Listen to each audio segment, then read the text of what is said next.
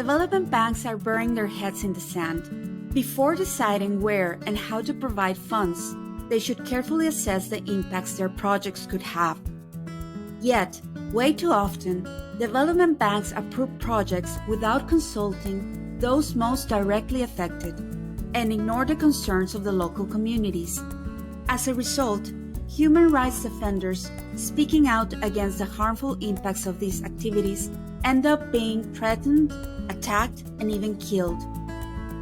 But what are development banks and why do they matter? The decisions taken by development banks, for good or bad, affect the lives of all of us. National, regional, and multilateral development banks are public institutions that, through different types of financial support, fund projects and shape policies around the world. They have huge power and resources. Collectively, they hold $23 trillion in assets and deliver around 12% of total global investment each year.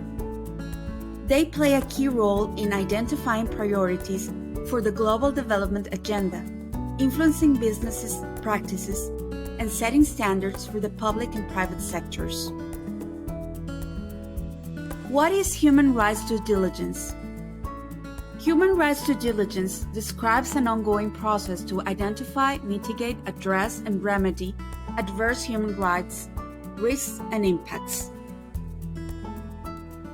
And why is human rights due diligence so important? Prevention is better than trying to take action after the harm occurs.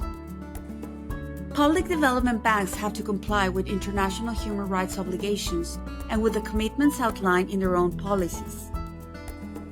They need to conduct meaningful due diligence to ensure their projects do not violate human rights, to ensure people can safely and effectively participate and express their opinions, to identify risks and mitigate them.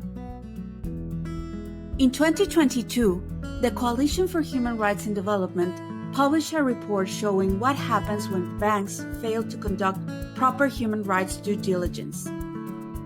Through 5 case studies, analyzing projects in Armenia, Guatemala, the Philippines, Turkmenistan, and Uganda, wearing blinders shows how attacks against human rights defenders and community members tend to escalate when development banks do not carefully assess the context, bypass safe consultations with the affected communities, do not conduct checks on the clients, and fail to identify and mitigate reprisal risks early on. What should development banks do? First, they should assess the context and conduct safe, meaningful consultations to identify human rights impacts and reprisal risks. Secondly, they should mitigate risks to prevent reprisals before it is too late, for example, using their leverage and publicly condemning reprisals. Finally, when reprisals occur, they should not shirk their responsibility. Instead, they should take immediate actions to respond to reprisals and provide remedy. As the European Union is set to approve its corporate due diligence law, and a growing number of companies and states is promoting responsible business practices, we need development banks to lead by example and truly serve their public mission by promoting meaningful participation, enhancing civic space, protecting human rights defenders.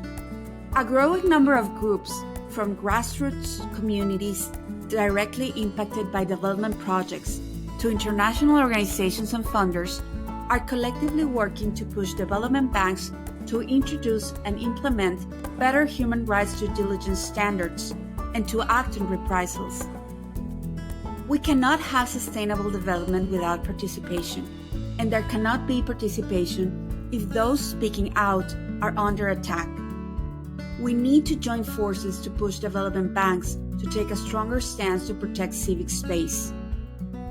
Get in touch to join our campaign at contact@rightsindevelopment.org and check out our website www.rightsindevelopment.org.